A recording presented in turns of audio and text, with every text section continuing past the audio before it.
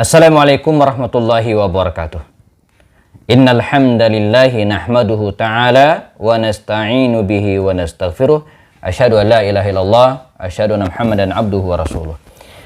Tema kita hari ini adalah tentang HAM dan demokrasi dalam Islam.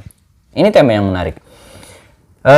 HAM, bagaimana pandangan Islam tentang HAM dan bagaimana pandangan Islam tentang demokrasi.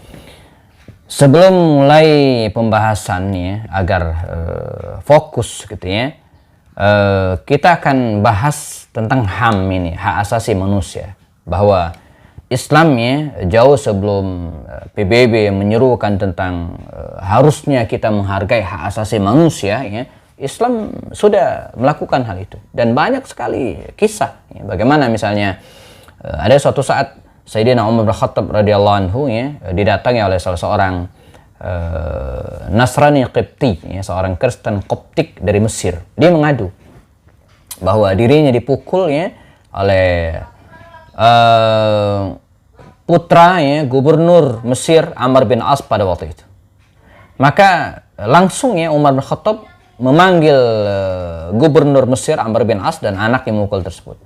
Dan kemudian Umar segera memberikan tongkatnya ini kepada laki-laki Kristen tersebut. Kristen nih, kata Umar, engkau pegang tongkat ini ya, wadrib dan pukul Ibna al-Akramin ya, putra orang yang dianggap terhormat ini.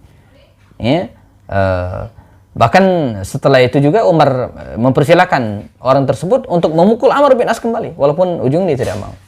Ya, nah, ending dari cerita tersebut bagaimana akhirnya Kristen Koptik tersebut masuk Islam. Tapi hal menarik yang disampaikan kepada Amr bin As pada waktu itu, apa kata Umar bin Khattab? Kata dia apa? Wahai Amr ya, mata ista'udubun nasa walaqad waladatuhum ummahatuhum arara. Sejak kapan Anda memperbudak orang, memperbudak manusia, sementara mereka dilahirkan ibu mereka dalam keadaan merdeka, punya hak. Jadi kita nggak boleh memaksakan kehendak gitu kan. Bahkan dalam beragama sekalipun ya, kita nggak boleh maksa orang masuk ke agama kita. La ikraha fiddin. Ya, pernah juga dikisahkan suatu saat Umar bin Khattab datang ke Palestina dalam rangka serah terima kota tersebut kepada kaum muslimin ya, setelah selama ini dikuasai oleh orang-orang Romawi. Dan di pojokan kota tersebut ya, ada seorang wanita tua ya, wanita Yahudi tua. Saking tuanya dikisahkan sampai dia harus mengangkat kelopak matanya ketika melihat Umar bin Khattab, saking tuanya gitu kan. Lalu diajak oleh Umar masuk Islam, tapi di akhir dia mengatakan, wahai Umar, apa untungnya Anda mengajak saya masuk Islam, saya udah tua. Maka Umar mengatakan, Allahumma syhad laqad balaghtu, ya Allah saksikanlah saya sudah menyampaikan Islam ini. Soal dia mau terima atau tidak itu bukan urusan, nggak boleh maksa orang ya. Nah, ini bahwa Islam sangat menghormati hak asasi manusia. Kita tidak boleh melanggar hak. Karena itu di antara misi Islam jemaah ketika datang adalah menghapus perbudakan. Menghapus perbudakan. Jadi Islam itu tidak mengakui perbudakan, dihapus. Tapi pelan. Karena itu sudah menjadi darah daging masyarakat Arab pada waktu itu, pelan. Maka di antara hukuman sanksi dalam Islam itu di antara adalah membebaskan perbudakan. Anda melanggar, dibebaskan. Misalnya apa?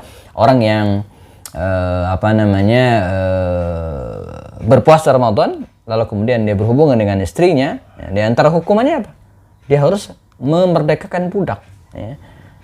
Orang yang membunuh dengan tidak sengaja, maka dietnya adalah dia harus memerdekakan budak ya. Fakku raqabah ya, dan ayat-ayat yang lainnya. Jadi Islam menghapus perbudakan, tidak menginginkan perbudakan, tapi dengan pelan. Maka hari ini tidak ada lagi perbudakan ya.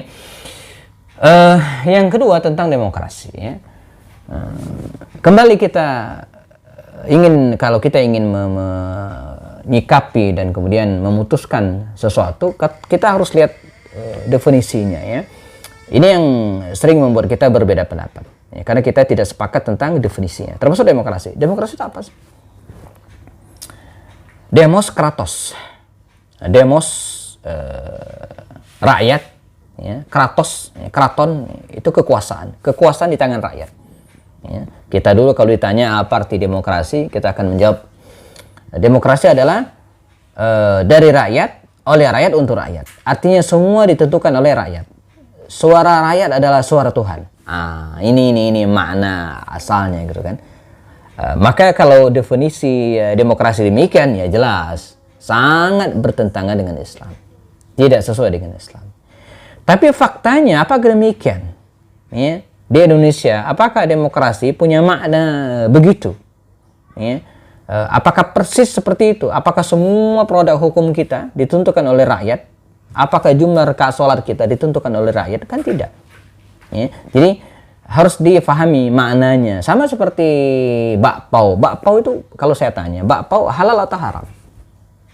Ya, kita pasti akan mengatakan halal, atau banyak dijual dan kita beli gitu ya. Tapi kalau kita lihat dasarnya ya, kita bisa mengatakan bahwa bakpao itu haram secara bahasa. Bak itu artinya daging babi, pao itu artinya apa?